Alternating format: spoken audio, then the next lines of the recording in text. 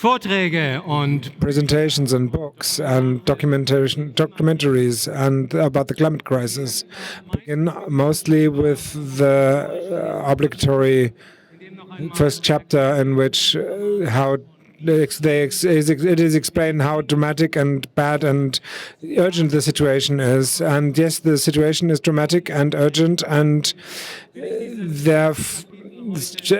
nevertheless, I want to ignore the first chapter anyway, or jump over the first chapter, because the fact that you are here to hear about the role of journalism and here at Republica and to think about it together means that you're already thinking about the climate crisis. And second, I think this constant step back, reaffirming that the climate crisis really exists and is really here and is urgent, is already a subtle denying of reality. And instead of really, talking about solutions right now and discussing them. I'm here to talk about how climate journalism can step up to its role without being activists, and I'm here because it's being debated a lot in editorial offices, and the accusation of activism is being carried especially to young journalists who are seeing this urgently. I want to say this very clear. Journalism and activism have two very important societal roles. The one isn't important than the other, but they are two different things and they shouldn't be the same. Journalists shouldn't make the mistake to describe activism in a belittling way. A lot of rights we have, for example, the right to gather or the talking about things, our freedom of expression, or the right to write about the freedom of press is due to the efforts of activists of past generations. And still, journalism is a different thing. In my work with news organizations, it's not about to motivate the news organizations and media organizations to more activism, but to help them to find a just way in stepping up to the journalistic tasks within their frames and norms. And it's to understand this, it shouldn't be just a thing that happens in the climate resort and for example, even in lifestyle journalism. In my past, I have understood that, seen that journalists have been very curious, and this is a good thing about journalism. Journalists, that they can be curious all the time, and that they are there to understand societal trends and preempt them and write about them when they're coming up. And still, that makes me even more curious why so many media outlets are really hesitant to get close to that climate crisis. And this hesitancy, we got used to this. This is normalized. This is the way journalism is dealing with the climate crisis. But this hesitancy is even weirder because we look at other parts of our daily life that have advanced. For example, societal there's no topic that is more important in science than climate change, and also the time pressure that we're facing. If we don't want to reverse climate change, we cannot anyway, but if we want to avoid catastrophic damage, is very well documented. As for how the population feels, there's this study where the majority of the population in almost all countries says that the climate crisis is a very serious topic. It's even more strong with younger people, which this study that was published in Nature and The Lancet showed. And nearly 2/3 of all young people said that they were either very or extremely concerned about the climate crisis. Economy. The World Economic Forum creates this yearly ranking of the most significant risks for the world economy. And in the latest issue, the macroeconomic risk of a credit crisis is ranked number 9, while number 1 is the climate crisis, number 2 is extreme weather events, number 3 is the extinction of species. Journalism really doesn't need an economic mandate for reporting on the climate crisis, but if it did need it, it would have had it for a long time. I heard that advertising clients don't want their ads to appear next to content on the climate crisis. That used to be the case, but now lots of media are reporting large increases in ad revenue on climate-related topics. I've heard that from my colleagues at The Guardian as well. They're using this to they're very successful at recruiting new subscribers with these topics as well. And then, of course, there's politics, where not just the energy politics, but also environmental politics is getting closer and closer to the center of the debate.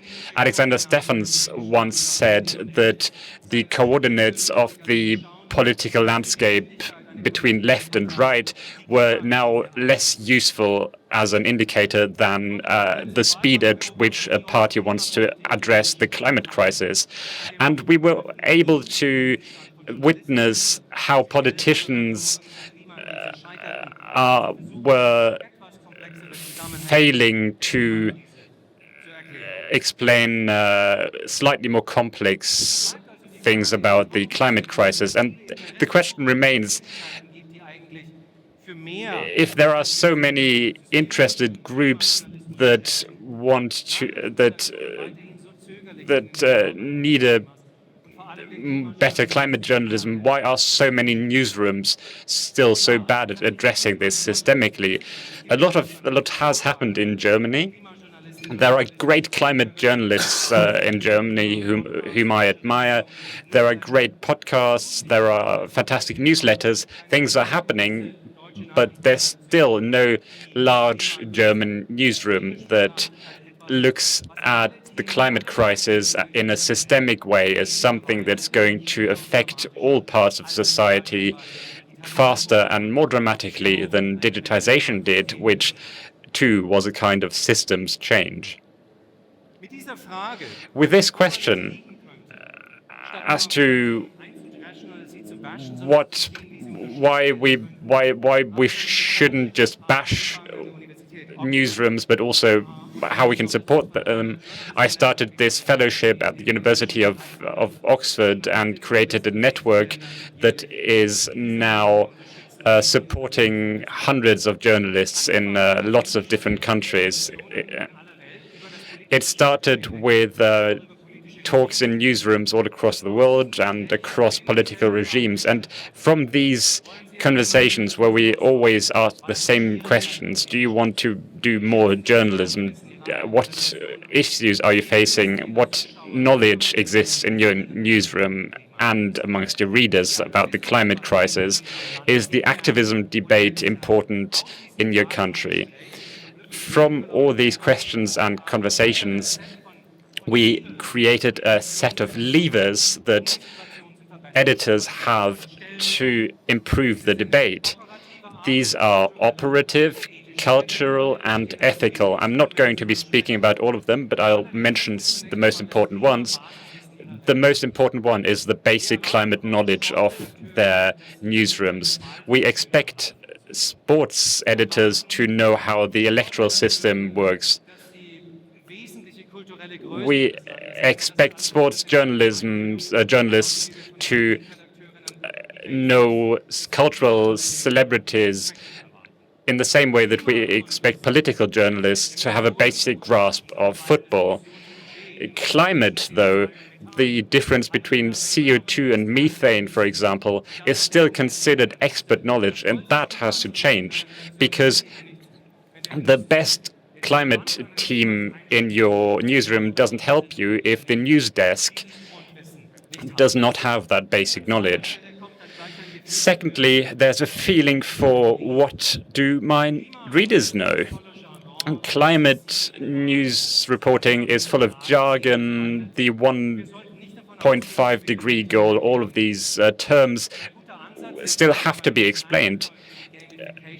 The New York Times is using, the Financial Times is using gamification to transmit this knowledge in a playful way, but also to collect data on what readers know. Other examples include the Washington Post and a US-based radio station. But the Financial Times does it best. On the right here, I can guess how temperatures have changed. And first, when I've drawn my own curve, I see the actual curve. So it can be very playful. It doesn't always have to be pedagogical. In COVID reporting, we benefited from having a set of important metrics early on. And as time developed, as time went on, we were able as lay people to get a basic grasp of whether the situation was improving or deteriorating. We don't have these indicators yet for the climate crisis. Bloomberg News is embedding lots of numbers, but it's still too many. On the right, you see the Spiegel with a smaller set of numbers, which is how much time remains before we've used up our carbon budget. You can read further details. I'll be posting a link. Two important points are a common error in newsrooms, which Friederike Otto is going to expand on in her keynote after mine. She's a leading scientist, and it's when we report on a major weather event, which role did climate change play in it? Lots of newsrooms have been neglecting the question historically. Then the pendulum swung in the other direction, and climate change was made responsible for events for which it needn't have been responsible. Climate change is going to make these events more likely and more extreme, but it's never universally responsible for them.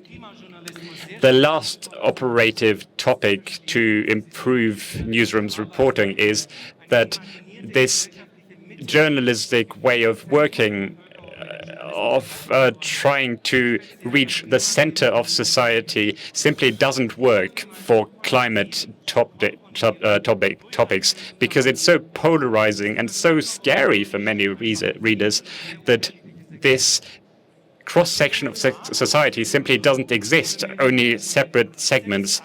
This was looked at in great detail in the United States, where they found 6 segments of society. It starts with the alarmed people, which is currently 26%, then the concerned people, then the brown bar in the middle, which is cautious, where we have statements such as, yes, the climate crisis is important, but other issues are important too, which is of course true, but the equivalence is often false. Disengaged, doubtful, and openly dismissive are the other 3 segments. Dismissive is still overrepresented in American media, people who say it's a hoax, none of this is true. And if I then, as a newsroom, as happened in Australia, do this as Monarch University did, and I can look at the most important news events and at newspapers and see that most of my readers are concerned or alarmed and still uncertain, but I have almost no uncertains. So it's important to it's a waste of time to continually repeat the fact that this crisis is man-made, while I neglect readers who would like to discuss solutions. So these are important tools for newsrooms to improve their journalism at once. So it's the cultural leadership topics is the problem is that you have silos in resorts, and climate, it's super important that they work together. The most interesting topic is that the journalism is a retrospective topic and activity. 90% of all things resources we are doing in journalism, using in journalism, is spent on things that happened or are just about to happen. The climate crisis needs to talk about topics that will happen in 10 years or later, and or 25, even later, 2050, 2055. And or in China even 2060 topics, the decisions that have been made that affect that time. I don't know a historical incident where journalism was forced to think so far in the future, because it's also very blurred and unclear that and journalism has very ambiguities there, and the science also had to deal with this. Where, for example, in the IPCC reports, where they say we know this with 40% or 60% accuracy. Journalism has to adapt to their method set. On ethic leadership topics, I want to pick one out, and that is the question: how do we decide what is newsworthy today and what not? And the newsworthiness criteria, if you go to the news desk of an editorial office, those people who are responsible for the homepage or the 9 o'clock news, 8 o'clock news, you ask what is number one today, what is number two, and they'll say, well, the prioritization has something to do with relevance. And the question is, what are these relevance criteria? You will have, there's quite well-educated people and quite intelligent people. So the relevance criteria has to be new geographical distance is important. If it happens here versus to another continent, it has to be conveyable. Shouldn't be having to send broadcast an explanation program afterwards. It should be personalizable or have to do with the event. The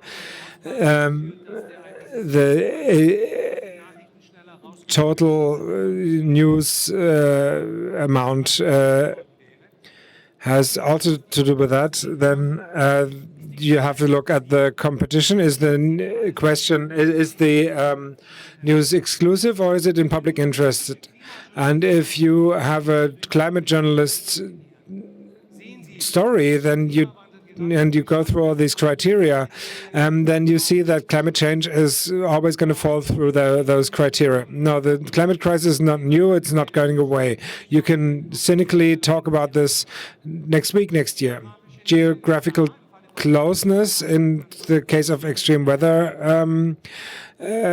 things, but often it's other countries. Yeah, it's obviously not a monocausal topic, and it's complex and anxiety-inducing. It's personalizable. No, yes, no. There's very few personalities, very few politicians that are especially dealing with climate crisis and can be put put in connection with that. Events, not so much, except for extreme weather events, except for the climate conferences. Well, total news situation, COVID, Ukraine crisis, elections. There's almost always another topic that is more important and more urgent. Competition. So a lot of big news media outlets like New York Times, Bloomberg, Washington Post, Financial Times are investing a lot in climate journalism. So the pressure by competition is happening. Exclusivity, especially with scientific topics, is really difficult. So science is often not handling this exclusively because it's publicly funded, and then there are public interests, and that it's that's creating a lot of hope because, for example, with AFP, Agence France Presse, one of the largest news editorial news agencies in the world, the editor-in-chief is a very smart and courageous person, said to their 2,000 people, you're used to so many things with sports and political topics. You're always used to add the finance topic. How did what does the transfer of a player, for example, mean for the future of the league? It's very normalized, and the question, the same way we want to add the climate dimension of a story, we all will want to see them in their stories. We will take them out, but we need to learn to understand the world like this. I'm happy. I'm much more hopeful after the conclusion of the study for the future of the journalism, and I believe that even more and more editorial offices will work on the climate crisis more and more urgently. So most of you are not content managers or editors-in-chief, but what you can do is to ask your pressurize your news outlet of choice constructively and tell them where the dimension is missing and where you can where the topic should be should be where you missed it or where you liked the climate dimension in the news, and by reminding public service broadcasters of their public service dimension, because the time left is very slow. All these industries that are affected need to gain that basic knowledge, and conveying that is going to be the most important educational project of the coming years, and public service broadcasters have a large role to play here. I would like to thank you all very much for your attention. I look forward to speaking to Federico Otto, one of the most important prolific researchers on this subject. Thank you very much for your attention.